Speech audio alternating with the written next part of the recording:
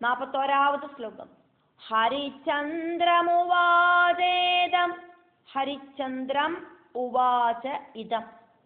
ഹരിചന്ദ്രമുവാചേദം വചനം യാദസാംപദേ വരം വരയ ധർമ്മജ്ഞ തുഷ്ടോസ്മി തപസാ തവ. ஜலத்துக்கு அதிபதியா இருக்கிற வருணதேவன் ஹரிச்சந்திரன் கிட்ட இப்படி சொன்னார், தர்மஜா உங்களுக்கு என்ன வரம் வேணுமோ அப்படி கேட்டுக்கோங்க. அதர்மம் செய்யாதவரே தர்மஜா என்ன வரமாக்கம் வேணுமோ அதை கேட்டுக்கோங்க. உங்களோட தபசுல எனக்கு சந்தோஷம் உண்டாயாச்சு. அதுக்கு ஹரிச்சந்திர மகாராஜா பதில் சொல்றார். அதனால ராஜோவாத.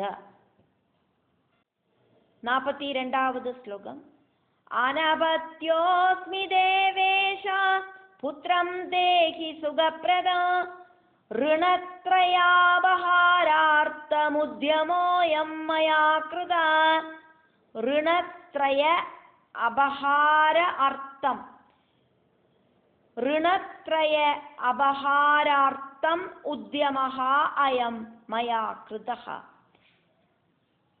தேவர்களோடு ஈஸ்வரா நான் புத்திரன் இல்லாதவனாக்கும் அனபத்தியனாக்கும் ரொம்ப நல்ல ஒரு புத்திரனை எனக்கு தரணும். ഋണത്രയം 3 விதத்திலே இருக்கிற கடன்கள்,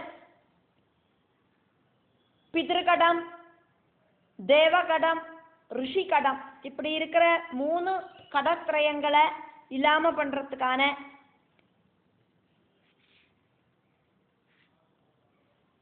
பிதர்களுக்கான கடன்களை தீர்க்கிறதுக்கும் தேவர்களுக்கான கடன்களை தீர்க்கிறதுக்கும் மாமுனிகளுக்கான கடன்களை தீர்க்கிறதுக்கும் ஆயிட்டு நான் முயற்சி பண்ணணும். அப்படின்னாக்கா எனக்கு புத்திரன் வேணும்.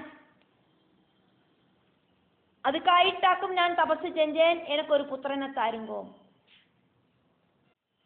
43வது ஸ்லோகம்.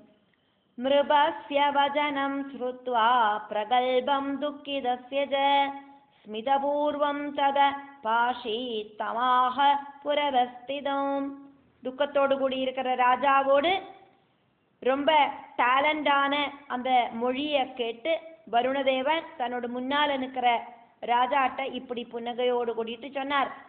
வருண பகவான் என்ன சொன்னார் அப்படின்னு அவரு சொன்னதாயிட்டே சொல்லப்படுறது. அதனால வருண உவாச்ச. 44வது ஸ்லோகம்.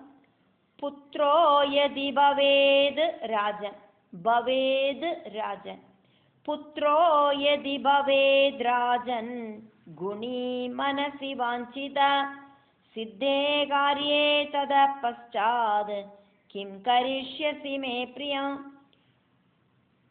நீங்கள் ஆகிரகிக்கிற மாதிரி குணத்தோடு கூடிய ஒரு புத்திரன் உண்டானா, உங்களுக்கு அந்த காரியம் நடந்து கிடச்சது அப்படின்னா, புத்திரன் உண்டாகணும் அப்படின்னாக்குமே உங்களுக்கு ஆசை, அந்த ஆசை உங்களுக்கு நிறைவேறித்துன்னு நிறைவேறினதுக்கு அப்புறம் நீங்கள் எனக்கு அதுக்கு பதிலாயிட்டு என்ன செஞ்சு தருவேள்? ஒரு உபகாரம் உங்களுக்கு நான் செஞ்சானா அதுக்கு ஒரு பிரத்யுபகாரமாயிட்டு நீங்கள் என்ன செய்வேள் எனக்கு? 45வது ஸ்லோகம். யதி த்வம் தேன புத்ரேண மாம் யஜேதா விசங்கிதா பசுபந்தேன தேனைவ ததாமி நிருபதேவரோ. அந்த புத்திரனையே நீங்கள் கொஞ்சம் கூட சந்தேகம் இல்லாம யஜ்ஞ பசுவாக்கி யாகம் பண்ணுவேள் அப்படின்னாக்கா, யஜ்ஞ பசுவாக்கி மாற்றி ஒரு யாகத்தை பண்ணி அந்த யாகத்துல அந்த புத்திரனை ஹோமிப்பேள் அப்படின்னா, ராஜாவே நான் உங்களுக்கு புத்திரனை தரேன். நீங்கள் கேட்டபடி ஒரு புத்திரனை நான் உங்களுக்கு தரேன். அந்த புத்திரனையே கொஞ்சம் கூட சந்தேகமே இல்லாம புத்திரபாசம் இருக்கு, அது உங்களை அந்த புத்திரபாசம் இழுக்கக்கூடாது, புத்திரனை தரமாட்டேன்னு ஒன்றும் சொல்லப்படாது. அதனால சந்தேகமே இல்லாம யஜ்ஞ பசுவாக்கி யாகம் பண்ணுவேள் அப்படின்னாக்கா, ராஜாவே உங்களுக்கு நான் புத்திரன் அப்படிங்கிற வரத்தை தரேன். இதாக்கும் என்னோட கண்டிஷன். நான் தர புத்திரனை கட்டியா அப்படியே பிடிச்சு வச்சுக்கலாம்னு நினச்சிக்கப்படாது. அந்த புத்திரனை யஜ்ஞ பசுவாக்கி மாற்றணும். யஜ்ஞ பசு அப்படின்னா பலி சமர்ப்பிக்கிறதுக்கான யாக பசு. யாகங்களில் பலி சமர்ப்பிக்கிறதுக்கு பசு. பசு அப்படின்னாக்கா உயிரினம், சாது மிருகம் அப்படின்னு அர்த்தம். அது ஆடாகலாம், மாடாகலாம், குதிரையாகலாம். அஸ்வமேத யாகத்திலெல்லாம் குதிரையாக்கும் யஜ்ஞ பசுவாயிட்டு மாறும். அதே மாதிரி யஜ்ஞ பசுவாக்கிட்டு யாகம் பண்றதுக்கு ஒரு யஜ்ஞ பசு யாகத்துல ஹோமிக்கிறதுக்காயிட்டு உங்களோட புத்திரனை நீங்கள் உபயோகிப்பேள் அப்படின்னாக்கா நான் உங்களுக்கு புத்திரனை தரேன். ராஜா அதுக்கு பதில் சொல்றார், ஹரிச்சந்திர மகாராஜா. அதனால ராஜோவாச்சா. 46வது ஸ்லோகம். தேவா மே மாஸ்து வந்தியத்வம் யஜிஷ்யேஹம் ஜலாதிப பசும் கிருத்வா சுதம் புத்ரம் சத்யமேதத் ப்ரவீமிதே. வருணதேவா, எனக்கு புத்திரன் இல்லாத தன்மை போகணும், வந்தியத்துவம் இல்லாம ஆகணும். புத்திரனை யஜ்ஞ பசுவாக்கி வருணதேவனான உங்களுக்கு யாகத்துல ஹோமிச்சு உங்களை பிரீதிப்படுத்துறேன். நான் சொல்றது உண்மை. 47வது ஸ்லோகம். வந்தியத்வே பரமம் துக்கம் அசஹ்யம் புவிமானதா சோகாக்னி சமனம் நிருணாம் தஸ்மாதேஹி சுதம் சுபம். இந்த உலகத்துல தாங்க முடியாத துக்கமாக்கும் வந்தியத்துவம், புத்திரன் இல்லை அப்படிங்கிற துக்கம்.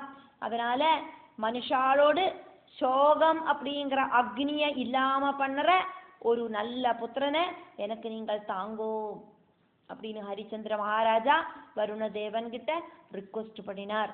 அதுக்கு வருணதேவன் பதில் சொல்றார். வருண உவாச்ச. 48வது ஸ்லோகம்.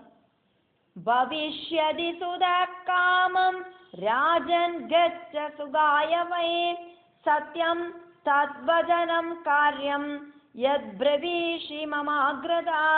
ராஜாவே, உங்களுக்கு புத்திரன் உண்டாகும், வீட்டுக்கு பொக்கியுங்கோ. நீங்கள் எங்கிட்ட சொன்ன விஷயத்தை மனசுல வச்சுட்டு அதை உண்மையாக்கணும், அதை மறந்துடக்கூடாது. புத்திரனை யாக பசுவாக்கி மாற்றிட்டு எனக்கு யஜ்ஞத்துல அந்த புத்திரனை ஹோமிக்கணும் நீங்கள். 49வது ஸ்லோகம். இத்யுக்தோ வருணேனாசௌ ஹரிச்சந்திரோ கிருஹம் யயௌ பாரியாயை கதயாமாச விருத்தாந்தம் வரதானஜம். வருணன் இப்படி சொன்னதை கேட்டு ஹரிச்சந்திரன் அவரோட கிரகத்துக்கு போனார். வரம் கிடைச்சத சம்பந்திச்ச விஷயங்கள் எல்லாம் மனைவி கிட்ட சொன்னார். 50வது ஸ்லோகம். தஸ்ய பாரியாசதம் பூர்ணம் பபூவாதி மனோஹரம் பட்டராத்னி சுபா சைபியா தர்மபத்னி பதிவிரதா. அவருக்கு அழகு ரொம்ப வழிஞ்ச 100 மனைவிகள் இருந்தா அதுல பட்ட மகிழ்ச்சியான சைபியா அப்படிங்கிற மனைவி பதிவிரதையான தர்மபத்னியாயிருந்தா. 51வது ஸ்லோகம். காலே கதே தசாகர்பம் ததார வரவர்ணினி பபூவ முதிதோ ராஜா ஸ்ருத்வா தோஹதேஷ்டிதம். கொஞ்ச நாள் கழிஞ்சோன்னே அழகியான அவரோட தர்மபத்னி கர்ப்பம் தரிச்சா.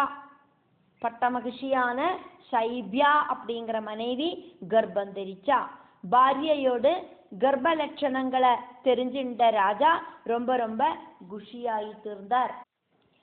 52வது ஸ்லோகம். காரயாமாச விதிவத் சம்ஸ்காரான் நிருபதிஸ்ததா மாசே ததசமே பூர்ணே சுஷுவே சா சுபே தினே. அப்போது விதி அனுசரித்து வேண்ட சம்ஸ்காராதி கர்மங்கள் எல்லாம் ராஜா செய்ய வச்சார். 10 மாசம் பூர்த்தியானோன அந்த பாரியை ஒரு சுப தினத்தில். 53வது ஸ்லோகம். ताराग्रहबलो वेदे पुत्रं देवसुतोपमं पुत्रे जादे नृभस्नात्वा பிராமணை பரிவேஷ்டிதா. சுபகிரகங்களெல்லாம் பலமா நிற்கிற சந்தர்ப்பத்துல தேவகுமாரனுக்கு துல்லியமா இருக்கிற ஒரு புத்திரனை பிரசவிச்சா. புத்திரன் உண்டானோன ராஜா ஸ்நானம் பண்ணினார். பிராமணர்களுக்கெல்லாம் அவரு நிறைய நிறைய அன்பளிப்பு கொடுத்தார். பிராமணர்கள் எல்லாம் அனுகிரகிச்சா. 54வது ஸ்லோகம். சகார ஜாத கர்மாதீன் ததௌ தானானி பூரிஷா ராஜ்ஞஸ்சாதி பிரமோதோ பூத் புத்திர ஜன்ம சமுத்பவா. ராஜ்ஞः च அதி பிரமோதः அபூத் புத்திர ஜன்ம சமுல்பவः. ஜாத கர்மாதிகளெல்லாம் செஞ்சார் ராஜா. நிறைய தானங்கள் எல்லாம் கொடுத்தார். புத்திர ஜென்மத்தால ராஜா ரொம்ப ரொம்ப குஷி ஆயிட்டார். 55வது ஸ்லோகம். பபூவ பரமோதாரோ தனதான்ய சமன்விதா விசேஷதான சம்யுக்தோ கீதவாதித்ர சங்குலா. நிறைய நிறைய தான தர்மங்கள் எல்லாம் பண்ற ராஜா தனதான்யங்களோடும் கீதவாத்தியாதிகளோடும் தான விசேஷங்களோடும் கூடினவனாய் தீர்ந்தார். ரொம்ப சிரேஷ்டனான ராஜா ஹரிச்சந்திர மகாராஜா. இப்படி சொல்லிட்டு சப்தம ஸ்கந்தத்துல 14வது அத்தியாயம் முடிவடைகிறது.